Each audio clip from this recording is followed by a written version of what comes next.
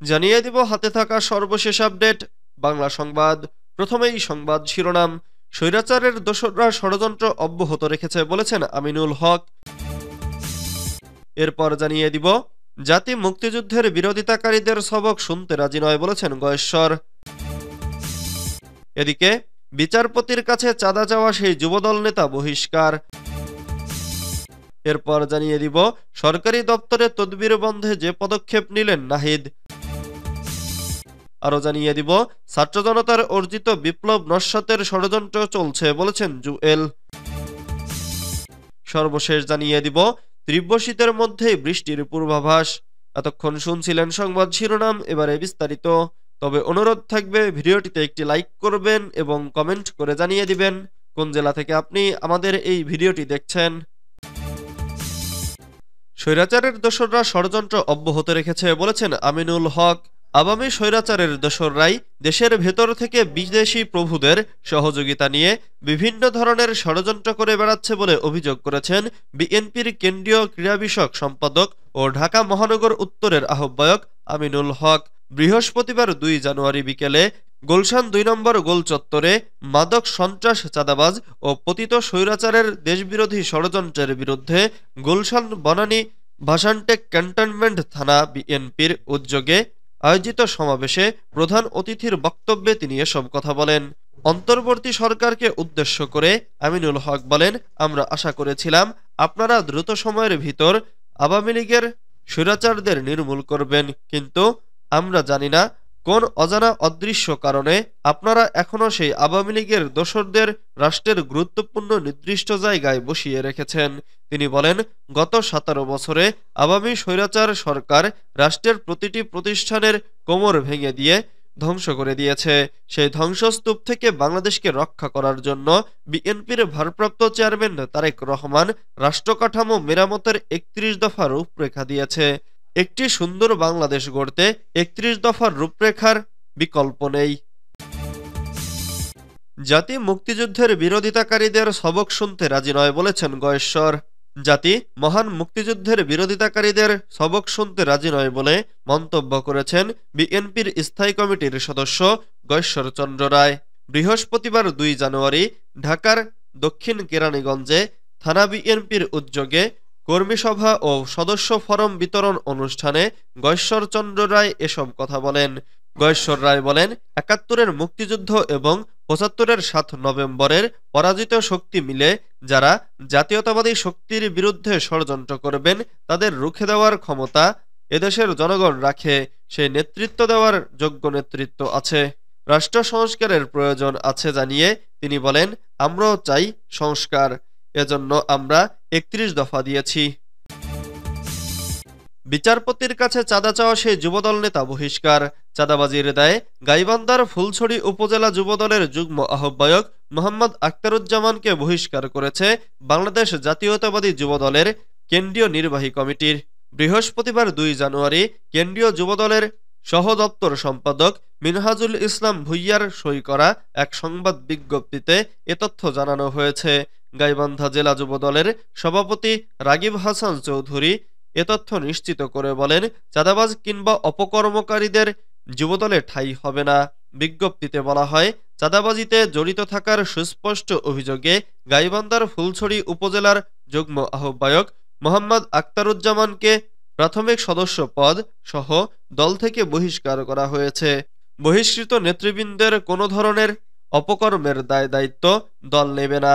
যুবদল এর সব পর্যায়ের নেতাকর্মীদের তাদের সঙ্গে সাংগঠনিক সম্পর্ক না রাখার নির্দেশনা দেওয়া হয়েছে।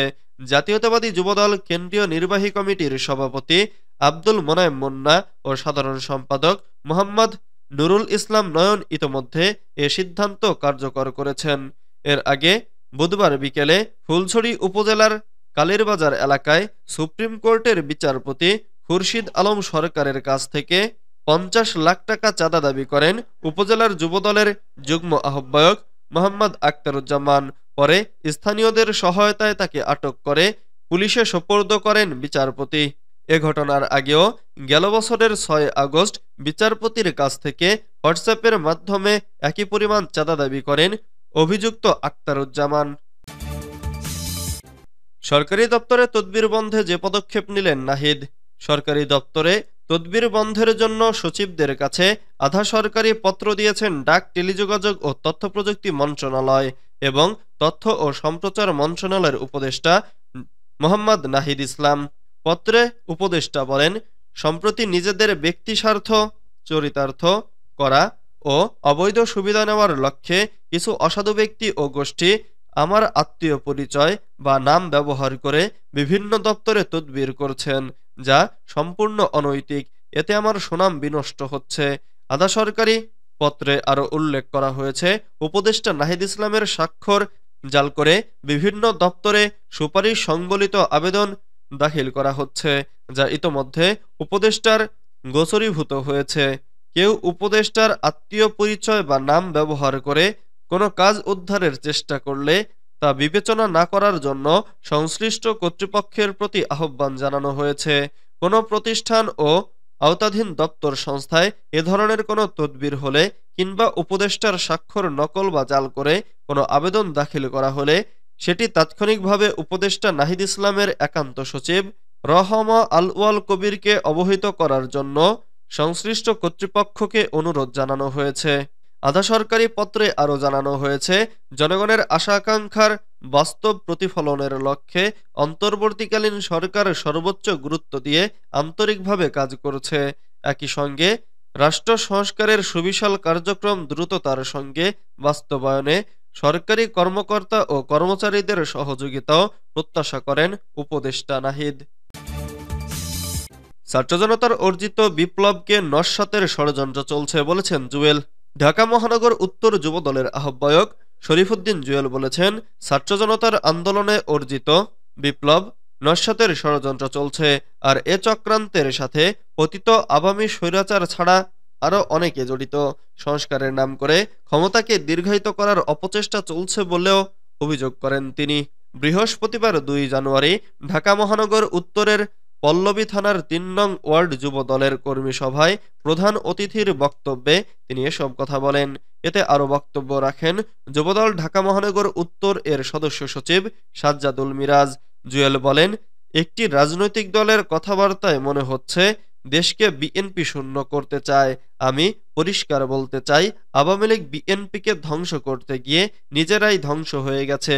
বিএনপি কোনো মৌলবাদী সংগঠন নয়, বাংলাদেশের সবচেয়ে জনপ্রিয় দল।